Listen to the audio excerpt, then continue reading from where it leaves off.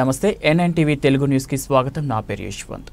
Polavaram project పనులపై సమీక్ష నిర్వహిస్తున్న పార్లమెంటరీ స్టాండింగ్ కమిటీ నిర్వాసితుల సమస్యలపై కూడా సమీక్ష నిర్వహించాలని, ప్రాజెక్ట్ నిర్మాణానికి 1,00,000 కోట్లు కేటాయించాలని కేంద్ర ప్రభుత్వానికి నివేదించాలని ఆదివాసీ మహాసభ న్యాయ సలహాదారు అయినపురపు సూర్యనారాయణ డిమాండ్ చేశారు. ఈ మేరకు రాజమహేంద్రవరంలో స్టాండింగ్ కమిటీ ప్రతినిధులు కలిసి వినతిపత్రం అందజేశారు. అనంతరం ది రాజమండ్రి ప్రెస్ క్లబ్లో జరిగిన మీడియా సమావేశంలో ఆయన మాట్లాడుతూ నిర్వాసితుల సమస్యలపై కూడా సమగ్ర చర్చ జరిపి సమీక్షించాలని ఆదివాసీ మహాసభ విజ్ఞప్తి చేస్తుందన్నారు.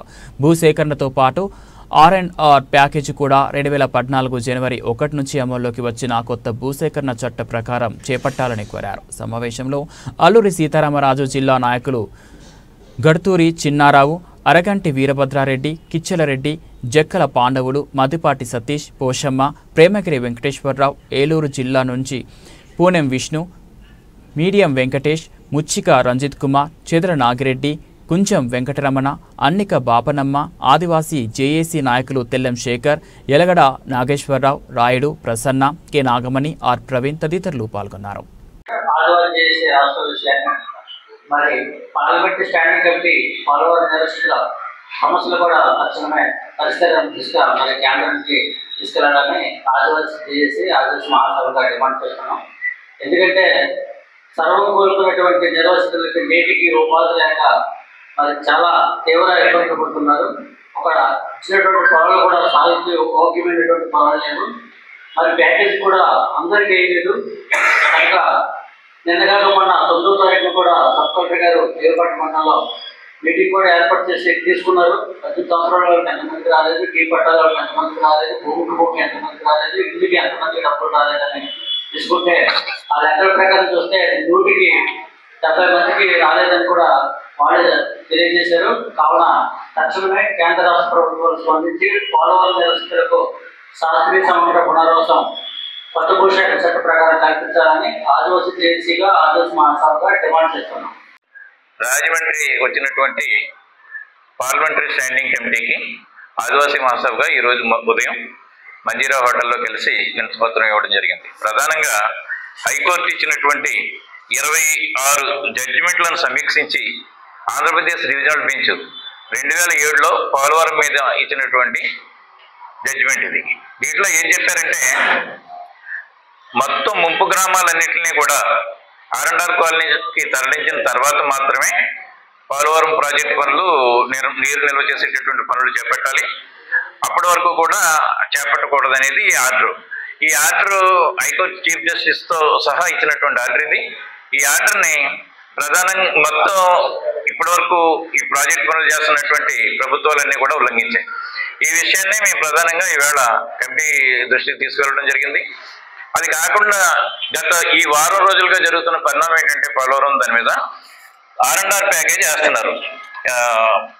ఆర్&ఆర్ ప్యాకేజ్ గతంలో ఇవ్వనటువంటి వాళ్ళందరికీ ఇప్పుడు ఆర్&ఆర్ ప్యాకేజ్ చేస్తున్నారు. ఎంత చేస్తున్నారంటే 2014లో 6,86,000 ఎస్సీ ఎస్టీలకి, 6,36,000 నాన్ ట్రైబ్స్కి వేశారు. ఆ 2014లో వేసినటువంటిదే 2025లో కూడా అదే ప్యాకేజ్ వేస్తున్నారు.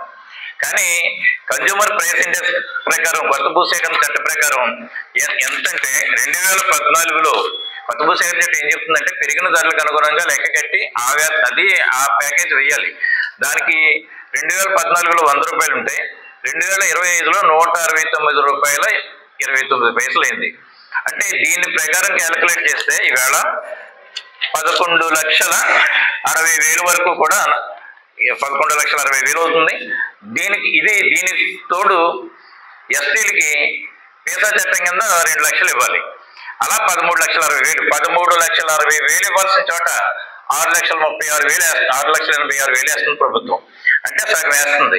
మరి మిగతా సగం ఇంకెప్పుడు వేస్తారు?